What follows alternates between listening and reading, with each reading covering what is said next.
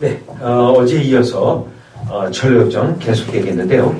사실 지금까지 우리가 공부한 내용은 성령께서 실제로 우리에게 구원의 은혜를 적용하실 때 죄에 대한 각성이 일어나고 그에 대한 죄에 대한 각성을 통해서 결국 그리스도를 필요로 하고 또 그리스도에게 달려가게 하는 성령께서의 믿음의 발생에 대해서 공부했는데 지난 어제는 특별히 우리의 성령께서 주시는 은혜가 분명하게 하기 위해서는 하나님의 말씀의 지식이 충분해야 그 성령 역사가 분명하고 온전할 수 있다는 거 여러분에게 해석자의 7개 집에서 우리가 공부를 했습니다.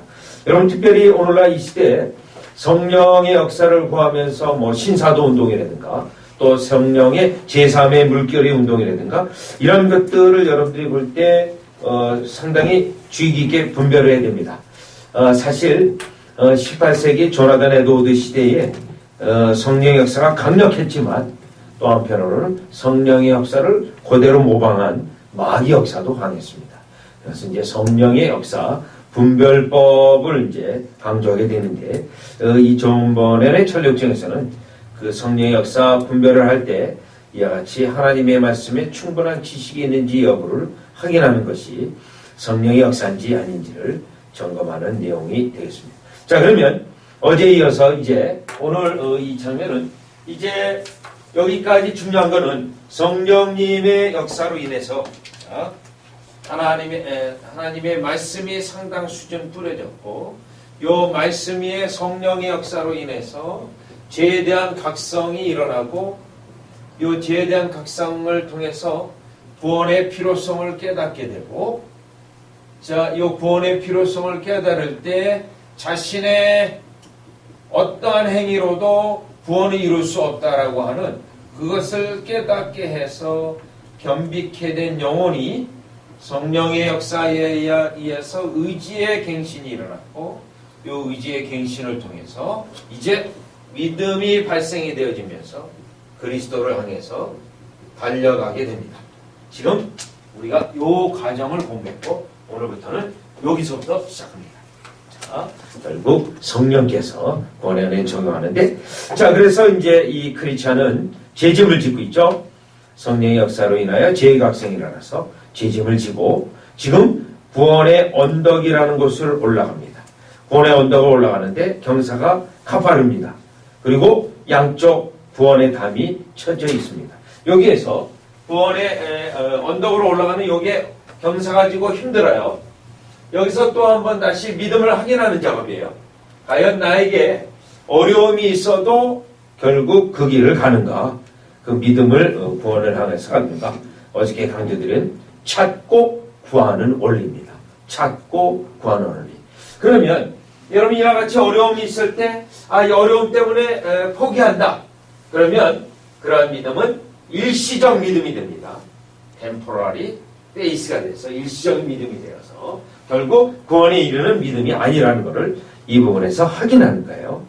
자, 그 다음에 구원의 담이 쳐져 있는 이 부분은 이 구원을 향해 구원의 은혜를 향해 구하고 찾고 할 때 세상을 더 이상 바라보지 못하게 되죠. 세상을 바라지 못하고 오직 이제 십자가만을 바라보도록 되어 있는데 자, 이게 여기서 중요한 거 아까 구원의 믿음인지 아닌지 여부를 이와 같이 사모하고 갈망함이 있는가 없는가를 확인하게 되는데 여러분 이때 구원의 은혜를 향해 달려갈 때 어저께 한번 보았던 성경 구절 다시 한번 확인하면요. 마태복음 11장 12절입니다. 마태복음 11장 12절을 보면 세례 요한의 때부터 지금까지 천국은 침노를 당하나니 침노하는 자는 빼앗느니라. 여기 침노라고 되어 있는데요. 아주 어그레시블리 아주 공격적으로 내가 은혜를 향해서 달려가는 거예요. 은혜를. 이 부분을 또 확인합니다. 여러분 이 존 버넷의 천력정은 결정적인 이 작품에 이 존 버넷이 이걸 쓰면서 목적한 거는 진짜 믿음과 거짓 믿음을 진짜 회개와 거짓 회개를 계속 구별해내는 거예요. 분별하도록 분별의 책, 구별의 책으로 이렇게 하는 건데 여러분 과연 이런 것들은 과연 성경적인가 할 때 여러분 요한일서를 한번 잠깐 가보겠습니다. 요한일서. 자, 요한일서를 한번 가보면 여러분 요한일서는 점검의 책인데요. 과연 그 사람이 구원의 믿음이 있는가? 또 아니면 거짓 믿음인가? 자, 이거를 분별하는 것은 목회자로서의 가장 주된 임무고 또 분별을 해서 구원의 은혜가 없는 자의 경우 그에게 구원의 은혜가 있게 하기 위하여 수고하고 애쓰는 그러한 목자와 같은 또 아버지와 같은 생명을 낳는 아버지와 같은 또 젖을 키워서 먹이는 어머니와 같은 기능입니다. 자, 요한일서 2장 4절이요. 요한일서 2장 4절. 그런데 오늘날 이 시대는 여러분 이 분별을 하지 않습니다. 왜요? 교인 하나가 아주 중요하다. 그래서 분별하지 않고 그냥 다 예수님 믿는다 그러면 그냥 다 교회의 교인으로 받아들이고 그로 인하여 수많은 어려움들이 생기고 교회가 복잡해지고 경건의 능력을 잃어가죠. 청교도 정신은 진정한 신자를 세우는 운동이에요. 그 시대에 그리스도의 강력한 경건의 능력을 나타내기 위해서요. 2장 4절입니다. 저를 아노라 하고 그의 계명을 지키지 아니하는 자는 거짓말하는 자요. 진리가 그 속에 있지 아니하되. 여러분 저를 안다라고 말해요. 신앙 고백이 있는 거죠. 신앙 고백이요. 그런데 계명을 안 지켜요. 구원받았나요? 안 받았나요? 이 본문을 보면 구원받지 못했습니다. 자, 고백은 있지만 또 2장 9절 빛 가운데 있다 하며 그 형제를 미워하는 자는 빛 가운데 있다 하니 빛의 속성인 예수님도 안다 그러고 예수님에 대하여 또 어떤 내용도 안다라고 해요. 그런데 형제를 미워한다고 그런 거죠. 그런데 사도 요한이 뭐라 그러죠? 지금까지 어두운 가운데 있네. 구원의 은혜가 없다. 구원의 은혜가 없다. 예? 3장 4절 가보죠. 3장 6절. 예? 때때로 여러분 이민교회가 수많은 어려움이 있는 것은 여러분 사대교회에서 그 원인을 찾을 수 있어요. 사대교회는 상당히 큰 교회였고 숫자도 있었고 또 이름이 있는 교회였고 행위도 많이 있는 행사도 있었던 교회인데요. 왜 그러면 구원받은 자가 그렇게 극소수에 불과했는가? 여러분 거듭나지 않은 자가 리더로 있었기 때문에 그렇습니다. 거듭나지 않은 자가. 그렇기 때문에 교회가 그렇게 죽은 교회로 주님이 그랬죠. 3장 6절이요. 그 안에 거하는 자마다 범죄하지 아니하나니 범죄하는 자마다 그를 보지도 못하였고 그를 알지도 못하였느니라. 여기 보면 그 안에 거하는 자마다 범죄하지 않는다. 자, 범죄하지 않는다는 것은 습관적으로 죄를 짓지 않는다는 거예요.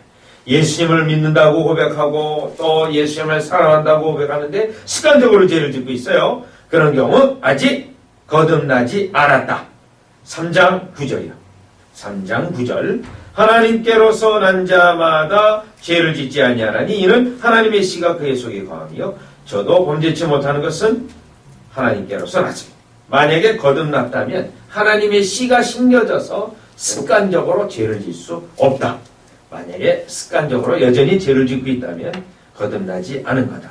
그래서요, 이 요한복음하고 요한일서를 보면 이 하나님께로서 났다라는 게 8번 나오는데 요한복음 1장 13절에 한번 나오고요.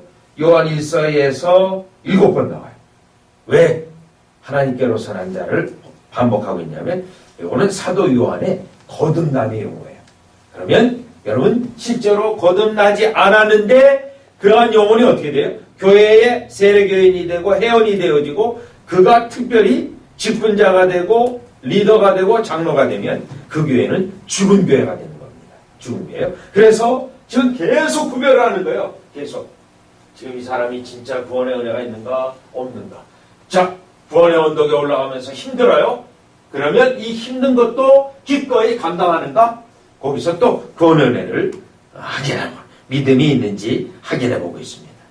그래서 이제 이 분야에 대해서 가장 대표적인 책은 조나단 에드워드의 신앙 감정론이라는 책이 12가지 증거로 거듭났는지 안 거듭났는지 확인하는 책이고 또 Almost Christian이라는 책이 있어요. 그 상담학에서도 굉장히 유명한 책인데 Almost Christian 거의 그리스도인인데 20가지 유형이 있어요.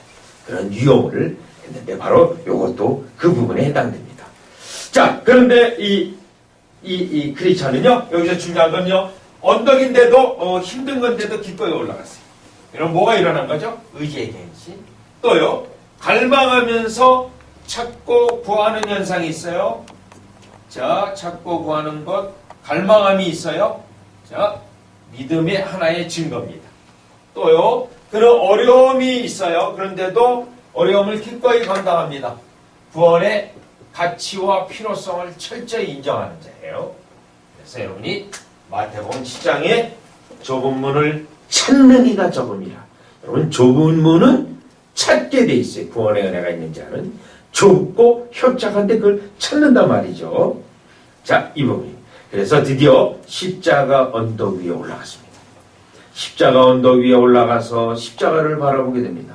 여러분이 십자가를 바라본다 할 때 십자가를 바라본다는 것은 여러분 믿음의 표현입니다.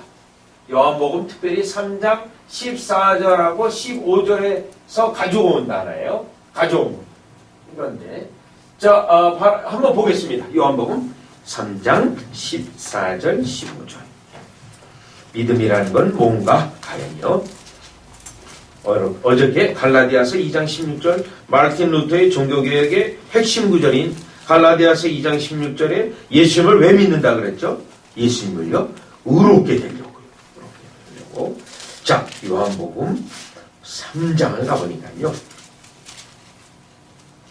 3장 13절, 14절, 15절인데요. 13절로 보겠습니다. 하늘에서 내려온 자 곧 인자 외에는 하늘에 올라간 자가 없느니라.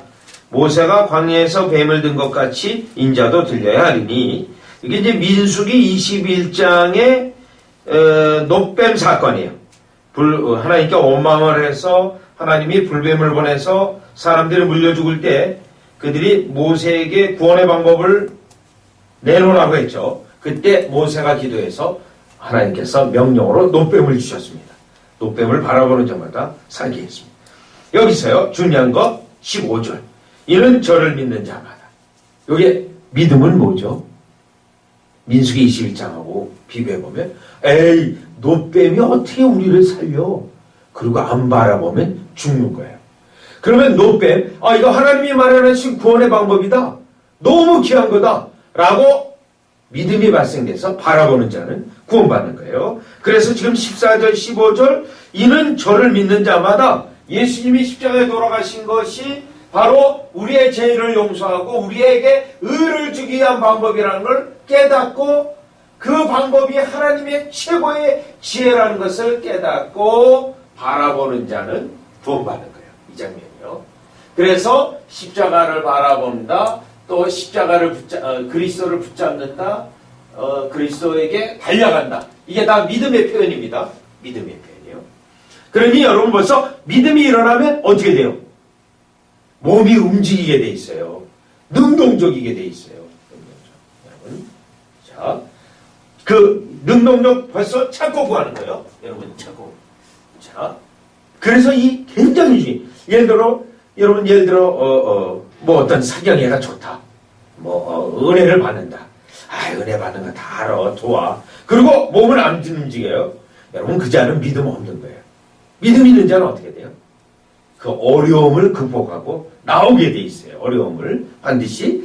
자, 이때 바라볼 때 여러분 등 뒤에 있는 죄짐이 떨어져 나갑니다.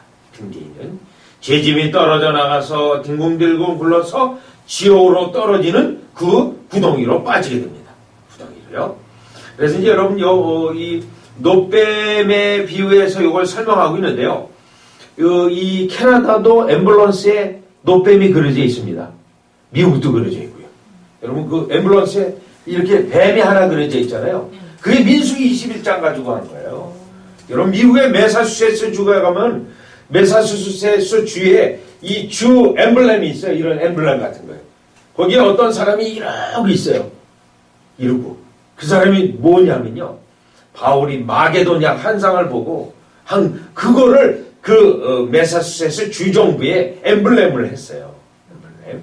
그러니까 이곳에 와서 우리가 광야에 와서 전도자가 되려고 했던 청교도들이 그렇게 했던 거예요. 자, 그래가지고 이 죄짐이 벗겨졌습니다. 여러분 중요한 거는 죄짐을 벗은 게 아닙니다. 내가 벗은 게 아니에요. 다 자동적으로 떨어져 나갔어요. 자동적으로 떨어져 나가서 뒹굴뒹굴 굴렀습니다.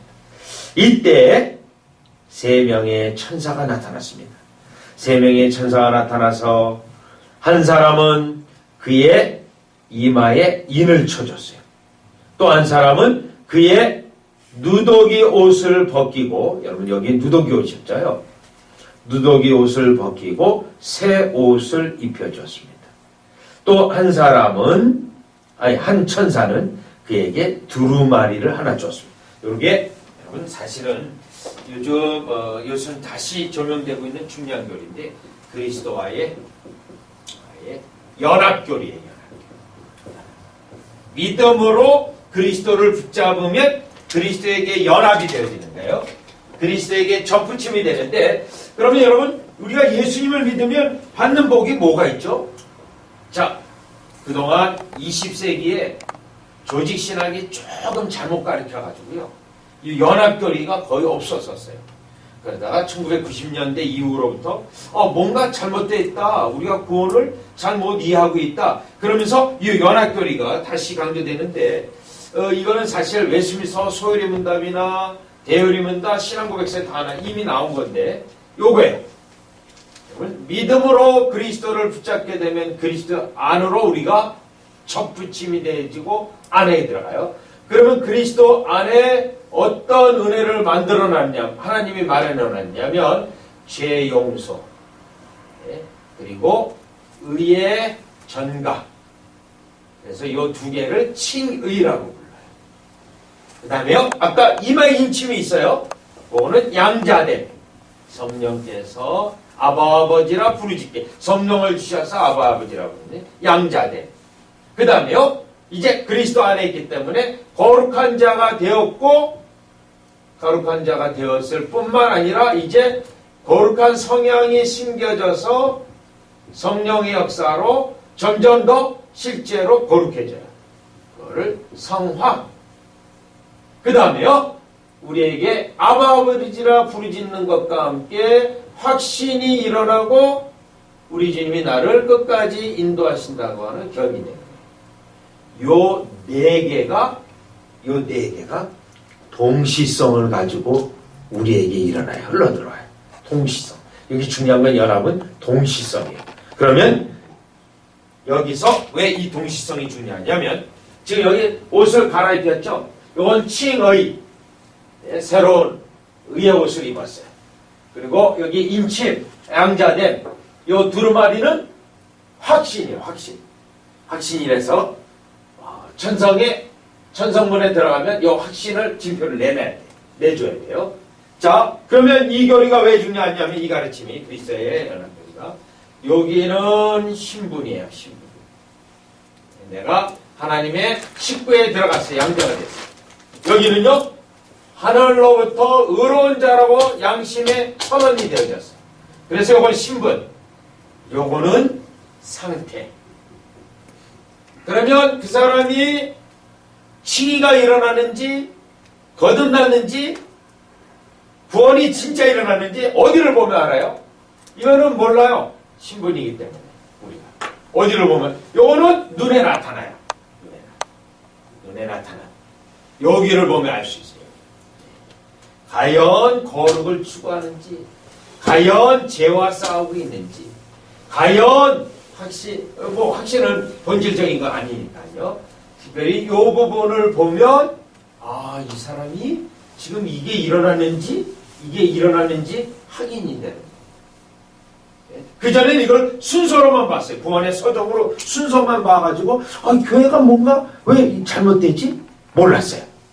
그러다가 90년대 후반에 이 연합교리가 다시, 연합교리는 다시 재발견이에요. 그런데 이건 이미 일찍이 청교도들이 1643년에서 49년 1168번의 회의를 거쳐서 1643년에 49년 회의를 거쳐서 신앙고백서, 대요리문답, 소요리문답, 예배모봉 다 만들었는데, 지금 요 교리도 거기 있어요. 이게 웨스민스터 소요리문답에서는 질문 29번에서 36번입니다. 그러면 웨스민스터 서울문답은 무슨 용이냐면요. 초등학생용이에요. 초등학생들이 집에서 이 정도 교리는 다 배워요. 집에서요. 예. 그런데 제가 신학대학원에서 가르치잖아요. 예. 대학원생도 몰라요. 목사님도 많이 몰라요. 그런데 초등학생 용어로 사실은 가르침을 만든 거거든요. 그러니 얼마나 우리 이 시대가 수준이 낮은지 알겠죠. 저는 미국의 남부에 있는 300년 된 교회 장로교에 다녔는데요. 그 장로교회는 웨스민스터 서울문답을 시험 봐요. 어떻게 시험 보냐면요. 107문을 달달달달 외워. 질문 외우고 대답 외우고 성경 구절 외워. 그리고 한 초등학교 3학년이나 4학년 되면 교회에다 신청해요. 제가 웨스민스터 서울문답 시험 보겠습니다. 신청서를 내요. 그러면 공예배 때 예배 설교가 끝난 다음에 시험 날을 정해서 시험을 봐요. 시험을 어떻게 시험을 보냐면 한 3, 4명 정도 시험을 딱 봅니다. 나와요. 딱 해적을 보고 있어요. 장로님 옆에 서 있어요. 웨스민스터 서울문답 87번. 그러면 87번에 질문을 말하고 대답도 말하고 성경 구절을 말해요. 80점을 맞아야 패스해요. 그러니 집에서 어떻게 할까요? 집에서 달달달달 가르쳐요. 달달달달. 예. 왜요? 만약 시험을 보는데 저 누구인지 저 밭집사 집 아들 아니야? 이야, 집에서 성경 하나도 안 가르치는구만. 금방 모르나요? 금방. 네. 그러니까 열심히 그렇게 가르치면 원래 신앙고백서 만들 때 영국에서 만들 때요. 교회가 만든 거 아닙니다, 여러분. 대열이 소열이 신앙고백서 교회가 만든 게 아니라 의회가 만들었어요. 하원이. 왜요? 영국이라는 나라가 하나님 앞에 경건하게. 그러면 이 나라가 경건하려면 어디서부터요? 가정에서부터 신앙교육이 된다. 그래서 그렇게 가르쳐 놔야만 성령의 역사로 인하여 회심이 되어져서 그 청소년들이 장차 이 나라의 일꾼 될 뿐만 아니라 교회 일꾼 된다는 거죠. 자, 잠깐 곁길로 나갔습니다만 여러분 이 장면이 그리스도와의 연합교리, 그래서 칭의가 일어나고 양자됨이 일어나고 또 확신까지 일어나고, 그래서 이 구원 백성이 이와 같이 제 용서만 받는 게 아니에요, 여러분. 제 용서만 받는 게 아니라 이와 같이 구원의 은덕들이 풍성하기 때문에 예수 그리스도로서 이 그리스도인으로서 사는 삶이 풍성함이 나타난다는 것입니다. 자, 그 다음 장면으로 가봅니다. 그래서 그는 새 옷을 입었어요. 의롭게 여김을 받았고 여기에 양자됨, 그는 하나님의 가족에 편입이 되어서 이제 하나님 보좌 앞에 담대함으로 나아갈 수 있도록 되었습니다. 그리고 그는 두루마리, 구원의 확신, 이 두루마리는 천성문에 이르렀을 때 증명서로 제출해야 되는 문서가 되겠습니다. 그래서 너무너무 기뻐요. 그래서 그는 눈물을 막 흘립니다. 구원의 감격 속에서 구원의 은혜를 주신 주님을 향하여 크게 찬양하고 또 찬양하고 있는 이 크리스찬의 모습입니다. 여기까지가 사실은 철로역정의 전반부예요. 전반부고 이 체험은 여러분 우리가 한마디로 말해서 회심이라고 해요. 회심. 즉 컨버전, 회개와 믿음이 있다. 그래서 이렇게 부릅니다. 회심. 자, 그럼 왜 회심을 강조하냐면 이 체험이 있는 자만 교회의 세례교인 삼는 거예요. 교회예요. 그러면 영국 국교회는요? 거기는 그냥 인본주의적이고 정치적이고 세상적이에요. 그래서 그러한 교회와 진짜 하나님의 교회가 어떻게 구별이 되어지는가를 위해서 이 회심을 강조를 했습니다. 특별히 아메리카의 뉴잉글랜드의 청교도들은 이 회심하지 않으면 세례교인도 되지 못했고 세례교인도 되지 못했으면 참정권도 없었습니다. 왜요? 광야에서 하나님의 진정한 그리스도의 백성들이 세워지기를 원했던 거죠. 그래서 이제 우리가 보통 이 아메리카에 온 청교도들을 부를 때요.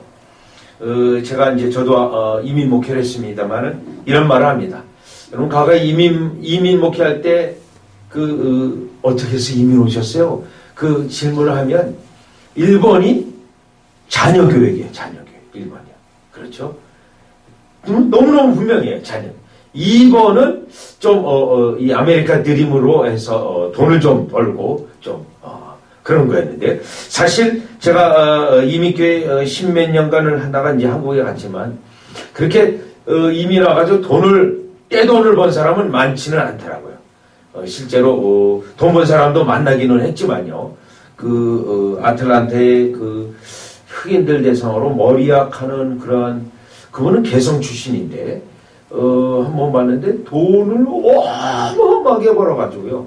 뭐 도무지 자기 평생에 쓸 수도 없는 돈을 그렇게 번 분도 한번 보기도 하고, 그랬는데, 그분이 그러더라고요. 이민한 거, 자기가 처음에 와서 고생하고, 뭐 그거 다 했다, 한 거 생각하면, 그분은 뭐 예수를 믿지는 않았는데, 이것 때문에 내가 인생을 여기까지 왔나 하는 그러한 생각이 듭니다. 그런 얘기를 제가 직접 듣기도 했는데, 여러분, 이 아메리카에 온 청교도들은 철두철미하게요, 신앙 때문에 왔습니다. 신앙이요. 그래서 1620년 메이플라워를 타고 올 때도요, 106명이 탔는데 53명이 죽었어요. 그 중간 대서양에서. 그 대서양을 건널 때 죽을 걸 알았어요. 그런데도 그걸 타고 왔어요. 왜요? 신앙의 자유 때문에. 그런데 그 사람들은 영국에서 온 사람들이 아니에요. 영국에서 너무너무 신앙 때문에 핍박을 받아가지고 네덜란드로 도망갔다가 네덜란드에서 시민전쟁이 일어나니까 죽을 걸 알았어요. 그런데도 그걸 타고 왔어요. 왜요? 신앙의 자유 때문에.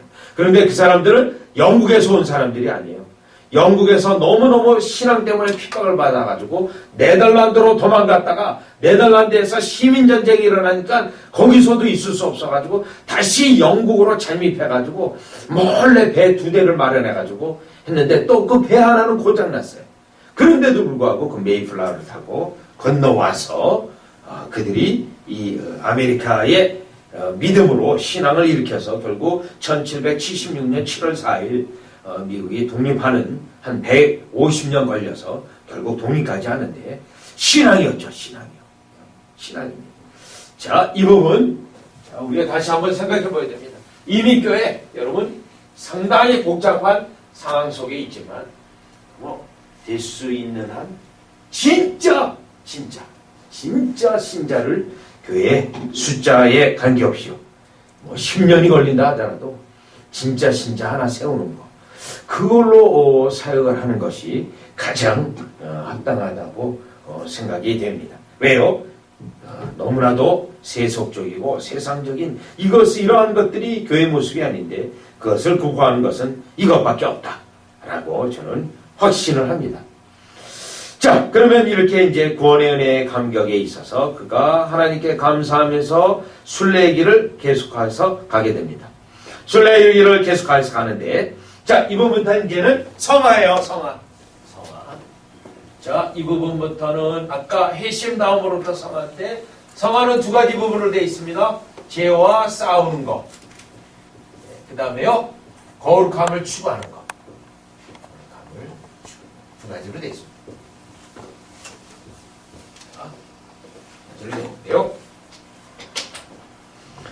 자, 어느 정도 길을 이제 갔는데 3사람이 누워서 잠자고 있어요. 이 3사람은 천박, 거만, 나태입니다. 천박, 거만, 나태. 교회에서의 세 종류의 게으름쟁이들이에요. 거만, 나태, 천박. 자, 이 사람들은 교회에 있는 사람들이에요. 그런데 순례길에서 약간 떨어져 있어요. 순례길에서 벗어나 있어요. 그래서 이 크리스찬이요, 여보세요, 일어나세요. 여기 있다가는 당신들은 다 이리에 물려서 죽게 됩니다. 일어나세요. 했는데 이 3사람은 일어나지 않습니다.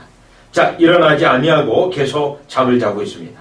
자, 이들은 잠을 자고 있는데 영적으로 깨어나지 않는가요? 왜 잠을 자고 있냐면 그들은 죄의 족쇄에 매어져 있는 자들이에요. 즉, 교회에서 게으름쟁이 삼총사인데요. 자신의 영적으로 위험한 걸 보지 못하는 자들이에요. 그래서 그들은 깨어나기를 거부하고 우리는 아무 문제 없습니다. 이대로 좋아요. 당신이나 길을 가시오. 라고 깨어나지 않는 그러한 사람들입니다. 여러분 미국의 영적 대각성이 일어났을 때가 1740에서 47년, 7년간 제1차 영적 대각성이 일어났는데 이때 제1차 영적 대각성은 바로 이 영적으로 죽어있는 자들을, 잠자는 자들을 깨우치는 운동에서 일어난 대각성이었어요. 그 영적 대각성은 미국에 상당한 영적인 에너지를 주어서 1776년에 독립할 수 있는 영적 에너지를 받아요. 여기서요. 한국이 1907년 평양대회봉을 통해서 영적 대각성이 일어나고 영적 에너지를 가지고 일제 38년간의 식민지 생활 속에 교회가 살아남을 수 있었던 것처럼 하나님이 특별한 섭리 속에 주신 건데요. 자, 이들은 깨어나지 않는 거예요. 여전히 교회에서 나는 아무 문제 없다. 그리고 잠자는 자들이에요. 자, 슬럼버들이에요. 그런데 여기서 또 강조되고 있는 거는 요 크리스찬이 막 깨우려고 했다는 거예요. 요 깨우려고 했다는 증거가 뭐죠? 영적 각성이 일어난 자로 그 사람이 진짜 회심한 증거입니다. 진정으로 회심한 자는 회심하지 않은 자들을 볼 때 그들을 깨우치려고 하는 전도적 노력이 나타나게 돼 있다. 이겁니다. 그래서 우리 한국 초대교회는 한 명이라도 전도하지 않은 사람은 세례를 주지 않았습니다. 회심한 걸로 보지 않았어요. 회심했다면 진정으로 영적으로 잠을 자고 있는 자를 그냥 두지 않냐고 깨우칠 수밖에 없다. 이 내용이었습니다. 그러나 이들은 깨어나지 않아서 크리스찬은 마음이 상했지만 할 수 없이 그는 계속 길을 갈 수밖에 가게 됩니다. 크리스찬이 이와 같이 순례길을 좀 더 갈 때 담을 뛰어넘는 두 사람을 보게 됩니다. 담을 뛰어넘어요.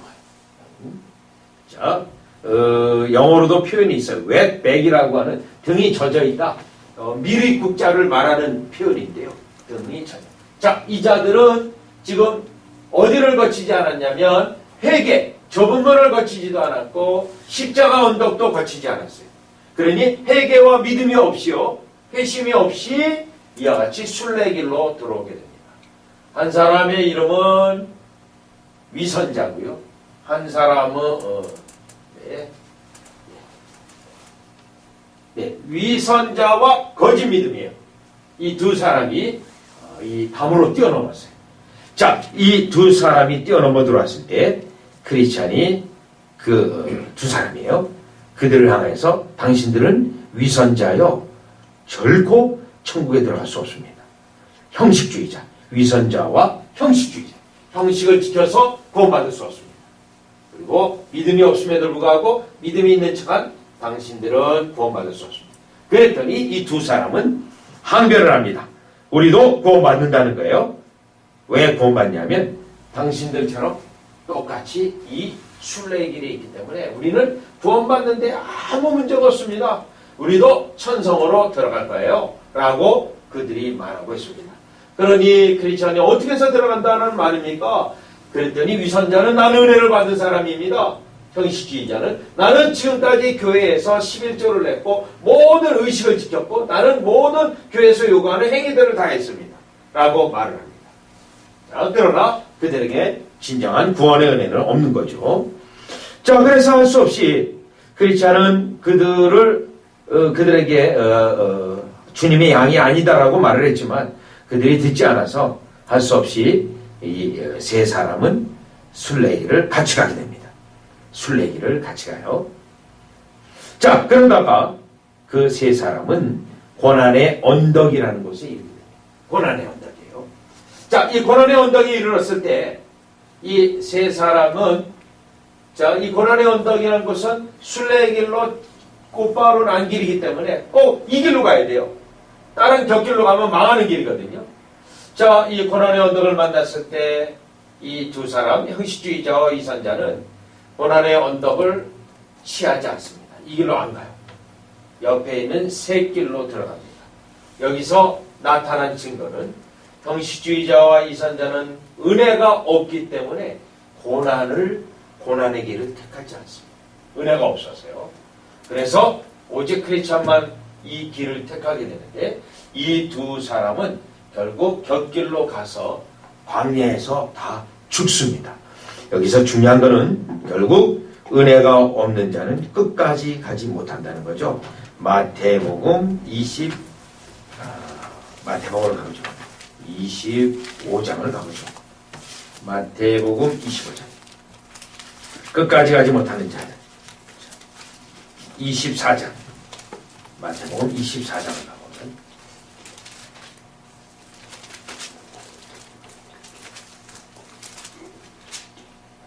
마태복음 24장 13절입니다. 그러나 끝까지 견디는 자는 구원을 이라. 여러분, 구원의 진정한 은혜가 있는 자는 끝까지 가요. 열처녀비 위에서 지혜로운 처녀는 끝까지 갑니다. 어리석은 처녀는 끝까지 가지 못합니다. 요게 증거 중에 하나예요. 그래서 이 자들은 은혜가 없기 때문에 고난도 택할 수도 없어요. 그래서 곁길로 새길로 가서 멸망에 택하고, 자, 이 크리스찬은 은혜가 있기 때문에 고난을 기꺼이 감당합니다. 고난을요. 자, 우리의 믿음의 길에 있어서 이 고난은 우리에게 남아있는 죄성과 부패성을 떨어뜨리는 작업이에요. 우리의 남아있는 죄성과 부패성. 자, 이때 이 크리스찬이 고난의 언덕을 올라가고자 할 때 고난의 언덕 입구에 형식주의자와 위선자는 지금 새길로 가요. 그리고 떨어져 나가요. 자, 여러분, 교회도 마찬가지입니다. 교회도 정말 목회를 바르게 하고 있고 성경적으로 하고 있다면 때때로 위선자들이 견디지 못하고 떨어져 나가요. 그런데요. 만약에 그런데 위선자가 더 크게 다수를 차지하면 진짜가 떨어져 나가요. 진짜가. 그게 항상 교회의 원리입니다. 이때 저 위선자는 떨어져 나가고, 자, 참된 성도인 크리스찬은 고난의 언덕을 시작할 즈음에 여기에 입구에 마련된 샘물을 마시고 갑니다. 자, 뭘 말하냐면 우리 주님이 우리에게 고난이 있을 즈음에요. 미리 주시는 은혜예요. 미리 주시는 은혜. 그래서 고난을 견뎌낼 수 있도록 하는 겁니다. 우리 주님은 우리로 고난을 피하는 걸 원하지 않으세요. 고난당하는 걸 오히려 원하십니다. 왜요? 그걸 통하여 우리에게 남아있는 죄성과 부패성이 떨어져 나가기 위해서요. 그런 면에서 여러분, 한 18년 전에 유행했던 브루스 윌킨슨의 야베스의 기도는 잘못된 책이에요. 여러분, 주기도문하고 완전히 맞지 않습니다. 고난을 받아야 되는데 거기서는 고난을 다 피하는 게 기도의 목적이에요. 아닙니다. 우리 주님 우리에게 고난을 받도록 우리에게 고난의 길을 몰아넣으시고 그곳에서 말씀 훈련을 하시는데, 그런데 항상 미리 주시는 은혜가 있어요. 고난을 받을 때 항상 미리 주시는데, 한번 대표적인 경우로 가볼까요? 사도행전 20장을 가보겠습니다. 사도행전. 사도 바울은 이제 예루살렘에 올라가서요, 2년 동안이나 어려움을 경험하게 됩니다. 2년 동안. 그러다가 결국 로마로 가게 됩니다. 본인의 기도했던 것처럼요. 그런데 그 로마로 가는 길은 굉장히 어려운 길이었습니다. 예, 사도행전 21장을 가보면, 사도행전 21장. 지금 사도 바울이 예루살렘으로 가려고 하는데요. 그 21장 4절을 보시죠. 한국에 가면 거창고등학교라고 아주 유명한 학교가 있는데요. 그 장로님이, 교장님, 아주 유명한 장로님이 계세요. 그 장로님은 꼭 학생들의 졸업사에 이 말을 해요. 학생들이요, 여러분이 세상에 나갈 때 쉬운 거, 편한 거, 그 길로 가지 마세요. 어려운 거, 힘든 거, 그걸로 가세요. 그게 유명한 졸업 축사인데 상당히 믿음이 있는 분이죠. 21장 4절을 보십니다. 사도행전 21장 4절에 보면, 제자들을 찾아 거기서 이래를 머물더니 그 제자들이 성령의 감동으로 바울더러 예루살렘에 들어가지 말라 하더라. 성령의 감동으로 예루살렘에 들어가지 말래. 그 다음에 21장 9절에 보면, 빌립 집사에게 4명의 딸이 있는데 처녀로 예언하는 자가, 예언의 내용은 없지만 문맥상 사도 바울이 예루살렘에 들어가면 어려움 당한다는 거예요. 다시 11절이요. 아가보라는 선지자가 와서 11절, 우리에게 와서 바울의 띠를 가져다가 자기 수족을 잡아매고 말하기를, 성령이 말씀하시되 예루살렘에서 유대인들이 이같이 이 띠 임자를 결박하여 이방인의 손에 넘겨주리라 하거늘, 우리가 그 말을 듣고 그곳 사람들로 더불어 바울에게 예루살렘으로 올라가지 말라고 하니, 13절이요. 바울이 대답하되 너희가 어찌하여 그로 내 마음을 상하게 하느냐. 나는 주 예수의 이름을 위하여 결박받을 뿐 아니라 예루살렘에서 죽을 것도 각오하노라. 여러분, 바울은 왜 이 말을 안 듣죠? 지금 3번이나 예언된 것처럼 보이는데요. 구체적으로 예언된 건 2번이에요. 지금 저기 가면 어렵습니다 라고 분명히 성령님이 알려주신 거예요. 그런데 바울은 아예 예루살렘으로 들어간다는 거예요. 왜 들어가죠? 여기요. 13절이요. 그리스도의 고난을 채우기 위해서 가는 거예요. 그러면 성령의 감동으로 된 예언은 뭐죠? 바울 보고 들어가지 말라는 거예요. 여기 해석은 들어가지 말라는 걸로 해석했는데 바울은 그렇게 해석하지 않았습니다. 그리스도의 고난으로 채우는 걸 해석했어요. 그러면 이 성령님은 왜 이걸 알려줬죠? 성령님은요, 이거예요. 고난을 준비하게 하는 거예요. 그런데 나 중심적, 이기적으로 생각하면 어떻게 돼요? 아, 거기 가면 고생하는 거니까, 고생하니까 가지 말라는 거구나. 그렇게 해석하는 거죠. 그런데 바울은 그렇게 해석하지 않아요. 그리스도 중심으로 해석해요. 그러면 성령님은 왜 이 예언을 주셨는가? 그러하여금 고난을 준비하도록 한 겁니다. 자, 그래서 그는 샘물을 마세요. 항상요, 여러분, 우리 청년들도 있는데요, 항상 그렇습니다. 여러분, 인생에 있어서 때때로 청교도들이 강조하는 것은 어려움이 있다 하더라도 그 어려움에 대하여 믿음을 가지고 뚫고 가라는 거예요. 뚫고 가라. 네, 시편 18편에 보면 다윗이 내가 주의를 의지하며 적군에 뛰어들며 담을 뛰어넘나이다. 이게 어드벤처러스 베이스입니다. 네, 어드벤처러한 우리 청교도들이 강조했던 거예요. 자, 이렇게 해서 샘물을 마시고 고난의 언덕을 올라갑니다. 고난의 언덕을 올라가는데 점점 힘들어요. 더 올라갈수록 경사가 더 급해져서 더 힘들어집니다.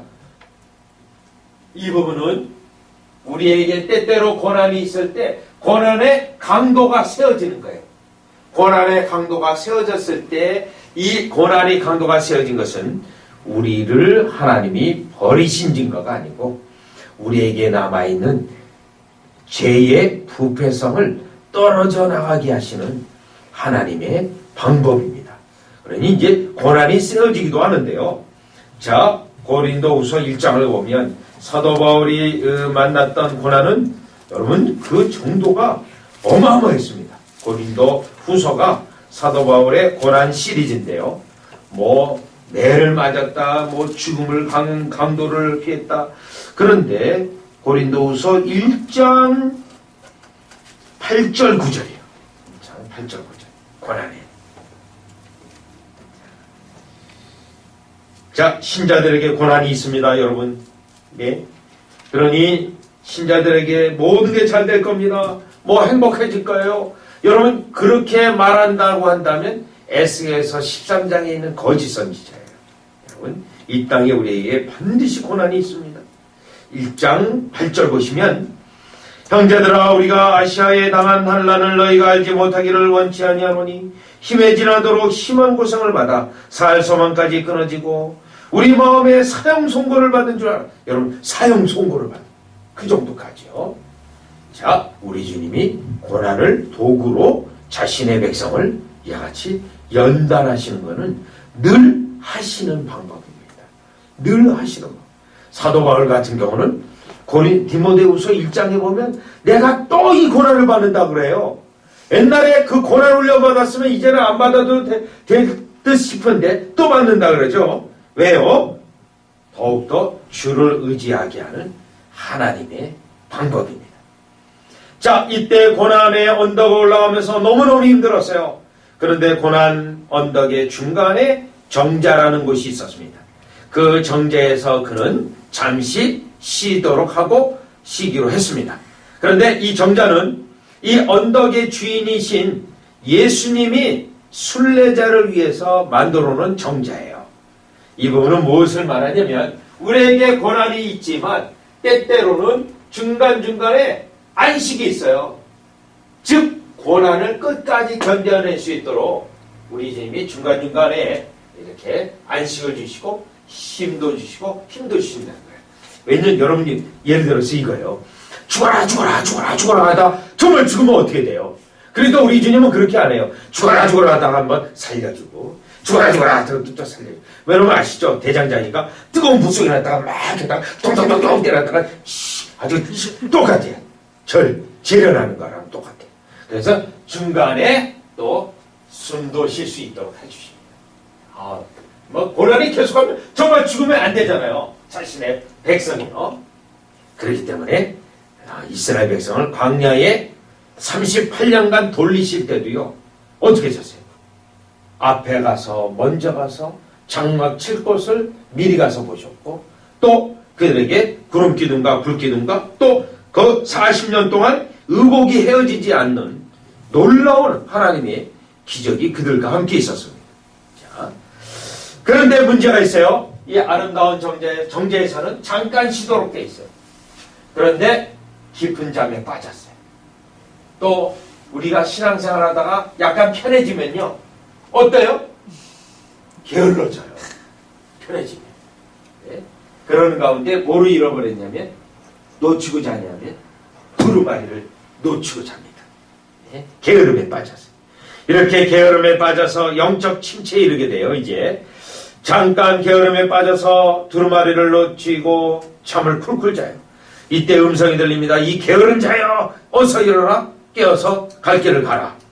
음성이 들려서 그는 불이 나게 일어나서 계속 순례길을 갑니다. 순례길을 계속해서 가는데 두 사람이 맞은편에서 달려오고 있습니다. 맞은편에서요. 자, 그러면 이 사람은 어떤 사람들이죠? 순례길을 가다가 되돌아오는 사람이에요. 순례길을 가다가. 그러면 구원을 하기 위해서 가다가 어떻게 돼요? 천성을 하게 가다가 되돌아오는 자, 이 사람은 구원 받습니까? 못 받습니까? 구원 못 받죠. 타락, 배교하는 자에 해당되어지는 거죠. 자, 그런데 이 두 사람의 이름은 겁쟁이와 의심이에요. 겁쟁이와 의심. 자, 이름을 잘 기억하세요. 그래서 이 크리스찬이 왜 이렇게 돌아오세요? 그랬더니 아이고 말도 마세요. 당신도 어여 빨리 되돌아가세요. 계속 나가면 당신도 죽을 수 있어요. 이 두 사람의 말을 듣습니다. 이 사람의 이름이 뭐냐면 겁쟁이와 의심이라고 했죠. 이 사람의 말을 듣고 겁이 나기 시작했어요. 겁이 나기 시작했어요. 의심이 들기 시작했어요. 그래서 이 겁이 나고 의심이 너무 들어서 우리 주님이 나에게 이 순례길에서 어려움을 당할 때마다 위로를 주는 문서를 주셨죠. 그게 뭐죠? 두루마리예요. 두루마리를 빨리 차서 꺼내서 읽어야겠다 하고 두루마리를 가슴팍에 있는 두루마리를 손을 넣어서 꺼내려고 하는데 없어졌어요. 아까 여러분 어디서 잊어버렸죠? 여기서 잊어버렸잖아요. 없는 거예요. 여러분 혹시 열쇠 같은 지갑 잃어버린 경험 있어요? 네. 그냥 머리가 하얗게 되잖아요. 특별히요. 없는 거예요. 그래서 이 크리스찬은 자, 이 장면은 뭐냐면 아까 그 두루마리가 여러분 뭐였어요? 두루마리가 확신이에요. 구원의 확신. 자, 이 구원의 확신은 믿음의 본질적인 요소는 아니에요. 구원의 확신을 잃어버렸다고 구원을 잃어버린 건 아니에요. 신앙생활에 게으르게 되면 신앙생활에 게으름에 빠지면 반드시 구원의 확신을 잃어버리게 돼 있어요. 구원의 확신을. 지금 그 장면이에요. 그래서 그는 얼른 무릎을 꿇고 게으름에 빠져서 확신을 잃어버린 거예요. 무릎을 꿇고 제일 먼저 회개했어요. 자기 자신이 정죄에서 너무나 게으르게 잠을 잤던 생각을 기억을 하고 무릎을 꿇고 회개했습니다. 여러분 어떤 어려움을 만났을 때 문제를 푸는 제1 해결 열쇠는 회개입니다. 회개예요. 시험을 받았던 어떤 상황이든 해결을 했습니다. 그리고 어떻게 됐죠? 다시 길을 되돌아갑니다. 두루마리를 찾기 위해서요. 그런데 이미 날은 어두워지고 있어요. 그래서 그의 마음은 너무너무 쓰라린 마음을 가지고 있었습니다. 내가 그때 거기서 잠만 자지 않았던들 이 두루마리를 잃어버리지 않았을 텐데 하고 막 가슴이 쓰라려요. 그 장면은 성령께서 하시는 장면이에요. 성령께서 죄의 효과를 맛보게 해서 죄의 효과를 맛보게 해서 죄에 대해서 쓰라린 경험을 하게 돼요. 쓰라린. 죄에 대해서. 그래서 어떻게 돼요? 죄에 대해서 미워하고 싸우는 성질을 일으키는 거예요. 성향. 싸우는 성향. 쓰라린 경험. 시편 51편에 있는 것처럼 다윗이 범죄하고 나서 그 쓰라린 경험이잖아요. 옷을 철어 씻어주세요. 그 경험이에요. 쓰라린 경험이에요. 자, 회개할 때 우리 주님이 일으키시는 신령한 은혜이기도 해요. 다 같이 에레미야 한번 가보겠습니다. 에레미야. 내가 왜 이 죄를 졌지? 하고 죄에 대하여 뼈아픈 체험들. 네, 에레미야 31장 19절이에요. 31장 19절 보시면 죄에 대한 쓰라린 것. 다시 되돌아가면서 너무너무 가슴이 쓰라려요. 잠만 앉아서도. 19절인데요. 내가 돌이킴을 받은 후에 뉘우쳤고 내가 교훈을 받은 후에 내 볼기를 쳤사오니 이는 어렸을 때의 치욕을 증거로 부끄럽고 욕됨이다 하도다. 여기 보면 내 볼기를 쳤다. 나의 죄의 수치감에 대한 표현이 내가 이 죄 때문에 했다는 거죠. 그리고 결국 아름다운 정자까지 다시 되돌아갔습니다. 거기서 그는 계속 울면서 하나님께 은혜를 구하고 있었습니다. 그때 그는 결국 두루마리를 한쪽에 떨어진 두루마리를 다시 발견합니다. 하나님의 섭리 다시 발견하게 돼요. 그리고 두루마리를 찾고 너무너무 기뻤어요. 그리고 그는 두루마리를 찾게 해주신 하나님께 감사를 드렸어요. 그리고요, 그는 두루마리를 가슴 깊이 간직하게 됩니다. 두루마리를요. 그리고 그는 갔다가 왔다가 또 가야 되잖아요. 그렇기 때문에 그는 더 빨리 부지런히 발걸음을 옮기게 되었습니다. 그러면 여러분 아까 잠을 자다가 두루마리를 떨어뜨렸는데 그 두루마리를 떨어뜨렸는데 우리 주님이요. 이 고개 각도를 약 15도에서 20도만 쫙 돌리게 하면 두루마리 다시 찾을 수 있잖아요. 저는 이런 경험을 참 많이 했어요. 한 번은 미국에서 플로리다로 식구들하고 여행을 가게 됐는데요. 그 미국의 도로는 때때로 갑자기 속도가 떨어지는 곳이 많습니다. 갑자기 가를 가다가 딱 봤는데 55마일이다가 갑자기 30마일인가 25마일 지역이에요. 그거 딱 보는데 한쪽에 경찰차가 숨어 있는 거예요. 그래서 이야 걸렸구나 이거. 이게 또 가뜩이나 생활비도 없는데 딱지 300불 날라가지고 저는 이 캐나다도 와가지고 한번 킬로미터하고 마일하고 또 헷갈려가지고 경찰한테 걸렸는데 거기는 제가 제 스스로 걸렸구나 하고 길 한쪽에서 빼고 경찰이 오기를 기다렸더니 절반 깎아주더라고요. 180불인데 90불로 깎아주는 캐나다 와서도요. 근데 그거 딱 본 거예요. 그때 경찰이 2명 이렇게 앉아있다가 한 경찰이 여쭤보니까 저를 볼 찰나에 경찰을 봐가지고 딱지를 안 쳤어요. 하나님께서 하셨다고 저는 확신해요. 왜냐면 그때 그 딱지값을 한 달 생활비거든요. 그때 공부할 때인데요. 고개를 쫙 누가 부르면